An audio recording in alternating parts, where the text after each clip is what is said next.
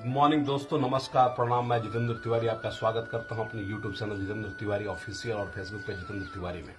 आप मेरे पेज को लाइक और मेरे चैनल को सब्सक्राइब करें। आज जन्माष्टमी है। जन्माष्टमी के अवसर पर आप सभी को जन्माष्टमी की बहुत सारी शुभकामनाएं। और मैं अभी एक छोटी सी कथा जो है वो भगवान श्री कृष्ण के बारे में सुनाने जा रहा हूँ। भगवान श्री कृष्ण का जन्म कहाँ हुआ था आप जान रहे हैं। कारागार में उनका जन्म हुआ था और कंस उनके पीछे पड़ा हुआ था उनकी हत्या करने के लिए।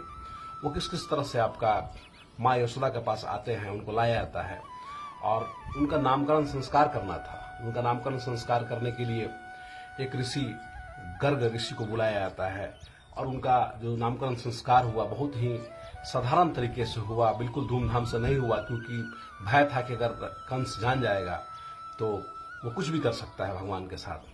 क्योंकि वो जो माँ यशोदा थी या जो भी उनके अभिभावक थे वो थोड़ी जानते थे कि भगवान श्री कृष्ण है, मगर ये भय बना हुआ था। इसलिए बहुत ही साधारण तरीके से बिना धूमधाम के उनका नामकरण संस्कार किया गया। एक गौशाला के अंदर किया गया और गर्ग ऋषि ने उनका नामकरण किया। उनके साथ साथ बलराम जी का भी नामकरण किया गया। कृष्ण और बलराम दो नाम रखे गए। उसके बाद आपका उनको भोजन कराने की व्यवस्था की गई गर्ग ऋषि को। तो माँ यशोदा ने कहा कि ऋषिवर मैं आपकी भोजन की व्यवस्था करती हूँ। ऋषि ने कहा कि नहीं, मैं अपना भोजन स्वयं ही पकाऊंगा। वो जमुना जी गए और जमुना जी जाकर के वहां से जल लेकर के आए और लाने के बाद अपना भोजन वो पकाए। और पकाने के बाद जैसे ही वो भोग लगाने के लिए गए तो ऋषि थे।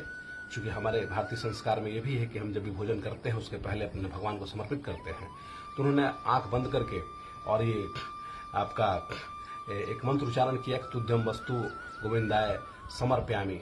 ऐसा उन्होंने कहा कि हे भगवान कृष्ण, ये है भगवान गोविंद, आपका ही ये भोजन है और अगर आप इसे ग्रहण करें उसके बाद ही मैं तत्पश्चात में इस आपके जूठन को मैं खा करके अपने को तृप्त करने का कार्य करूंगा। जैसे ही उन्होंने कहा और आंख बंद किया, तब तक भगवान गोविंद तो वहीं पे थे। वो तुरंत आए और आकर उनके साथ, उनके आंख खोलने के पहले भगवान गोविंद या कृष्ण जो थे वो उसको खाने लगे। अब ये खाता हुआ देख करके ऋषि की जब आंख खुली तो उन्होंने कहा कि माँ यशोदा, ये देखिए, ये बालक ने तो इसे जूठा कर दिया। तो बड़ा वो असमंजस में आ गए कि भाई इसने जूठा कर दिया बालक ने, अब मैं इस भोजन को कैसे ग्रहण करूंगा। माँ यशोदा ने कहा कि ऋषिवर, ये तो बालक है, इससे गलती हो चुकी है, सो इसे क्षमा करें।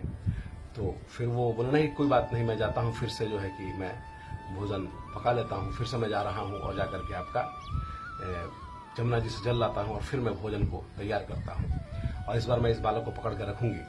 फिर वो जाते हैं और जाकर के फिर से वो भोजन पकाने का प्रयास करते हैं, पकाने लगते हैं और माँ जो यशोदा हैं उनको पालने में लेटा करके भगवान श्री कृष्ण को और वो डोरी पकड़ लेती हैं ताकि ये यहाँ से उठ करके जाए नहीं।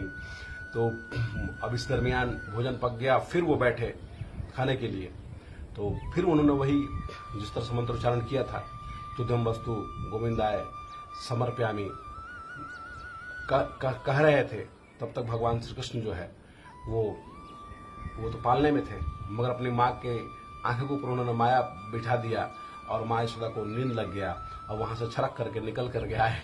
निकल करके उनके भोजन को फिर से लेने का काम किया, जूठा करने का काम किया। फिर उन्होंने सोचे कि ये जो ऋषि महर्षि हैं और ये क्रोधित हो जाएंगे, भोजन का प्रयास ही कर रहे हैं बार बार और भोजन इनको नहीं मिलेगा तो हो सकता है क्रोधित होकर के मुझे कुछ ये श्राप मत दे दे।